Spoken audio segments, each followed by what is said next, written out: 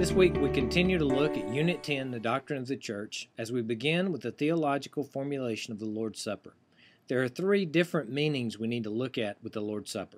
First of all, we look back in remembrance at what Christ has done for us. It's easy for us to see this when it says, as oft as you do this in remembrance of me. And so we remember what Christ has done. We also notice that the Greek word there for remembrance is amnesis.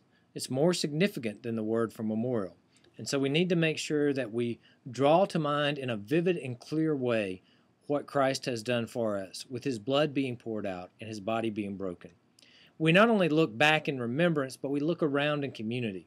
We look around to those who are with us, and Paul even puts this in 1 Corinthians when he says, since there is one bread, we who are many are one body, for we all partake of the one bread. There's some aspect of those that are in fellowship and in the quantity of the fellowship of the Spirit together, as they participate in the Lord's Supper together, they look around and they make sure they don't have anything against their brother. They make sure they're in good fellowship with each other. They make sure they're bearing one another's burdens as they should. And there's an aspect of community that joins together when that body joins at the table to celebrate the Lord's Supper. We also look ahead in expectation. And so we should not be a mournful service. It should not be something that is a somber funeral. That's not exactly what the Lord's Supper should be about. Because not only do we look back in remembrance, we look around, but then we look forward in expectation, because we proclaim Christ's death until he comes.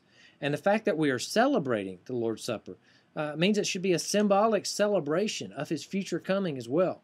And so it is something that's glorious. And so it shouldn't leave us with just a somber attitude. It should leave us with an appreciation for what has happened, but also anticipation of what lies ahead. Who are the proper participants of the Lord's Supper? Several different views throughout history and theological positions. One is as believers. Open communion, you can read what's written here about that. What I would say to you at least is 1 Corinthians 10:21 indicates you cannot be the servant of two masters. You cannot drink the cup of the Lord and the cup of demons. You cannot partake of the table of the Lord and the table of demons.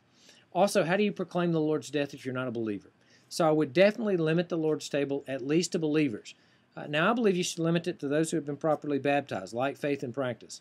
Because if somebody has not been properly baptized, we would normally put them under church discipline for having an erroneous theological position, and you would want to correct them with corrective discipline lovingly. And so if they're not in good standing, they can't participate in the Lord's Supper anyway. And so I believe you should limit it to like faith and practice. Some people limit it down to the members of that particular congregation. And the battleground for this is Troas. If you were to look in Acts at the discussion of Troas there, you'd see that it's one of the we passages. And if it's a we passage, and if Troas is a church, and if they celebrated the Lord's Supper when after Eutychus fell down and was raised back to life, they went back up and they celebrated, they broke bread together is what it says. If that was the Lord's Supper, so a lot of ifs there. If they were a church, if that's the Lord's Supper, we know it's a we passage, and so that establishes like faith and practice. If there's something else going on there, then maybe it doesn't. So throughout Baptist history, this has been a point of discussion in trying to follow exactly what the New Testament teaches us. So what are the proper elements? Well, it doesn't have to be that little square wafer and that little cup. That doesn't have to be it. So the answer to that question is no. By the way, you should know that grape juice was formed, particularly Welch's grape juice, when a Methodist during the Prohibition movement decided that wine should not be used. And so he formed a non-fermented grape juice, which became Welch's grape juice. His name was Thomas Welch. He was a Methodist dentist who did this. And so you need to know that just as a little trivial fact. But you also need to understand that if you introduced wine into most American congregations, they would be more focused on the wine than they would on the juice. And so fruit of the vine is wise. And so you need to use fruit of the vine. Depending on where you are, you could use different things depending on what's available to you in a missionary context. You may not have exactly what you want. I've even baked in my own oven unleavened bread before in a large section so that I could break it and demonstrate the breaking of the body as the breaking of Christ's body. As to the proper administrator, well, in Catholic theology, you have to have a priest to perform transubstantiation. In fact, the priest would stand up in front, and one origin for the word hocus pocus comes from this, where the priest would stand up and go, hoc est corpus meum. This is my body. And when he would say hoc est corpus meum, he would say it so fast that the audience misunderstood and thought he was saying hocus pocus. And that's when the elements would transition to Christ's body and blood. It's a disputed origin of the term hocus pocus, but it is one of the two that is offered up. So Catholic theology, you have to have an ordained priest. You don't have to have that in the local church. Typically in a local church, the pastor does lead out and the deacons serve based on Acts 6, but it doesn't have to be that way. Frequency, it's never addressed in the Bible. Some do it weekly, some do it monthly, some do it quarterly. In the Didache, you can find support for weekly. In Acts 20, you can find the first day of the week. And so what I would say to you is do it often enough that it's frequent, but not so often that it becomes routine and meaningless. And so you don't want to do that either. Government of a church, well, there are several different models. The Quakers have tried to minimize it. The Episcopalians have a hierarchical system. You can read about that here, where it rests in the hands of the bishops. The Presbyterian system is also hierarchical, and it is in the hands of the elders in progressive successions of bodies. And so you can read about that in the notes as well. We hold, of course, to Congregationalism, where all members of the local congregation are the final human authority for the church. There is no higher body than the local church.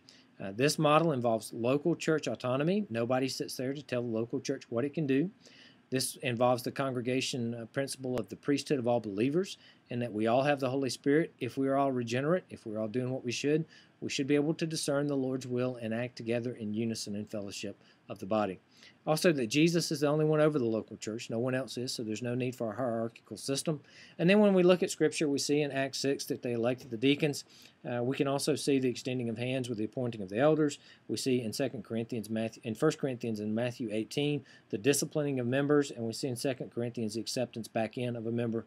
So we have at a very minimal the election of officers, the discipline of the church, and the acceptance of members, those that you're going to bear one another's burdens with. That's what congregational polity is. It's not choosing the color of the carpet. It's not choosing the wall paint or any selections of that nature. You can have others that do those type things. I would add one to it, pragmatically speaking, just being above reproach, and that is to vote on the major budget. Not every dollar that's spent, but just on where the money's going, just to be above reproach. We do need to have a recovery of church discipline. By implementing proper church discipline, you will be able to have congregational polity because you won't have lost people on the church rolls that are messing everything up and causing division in the congregation. So it is essential.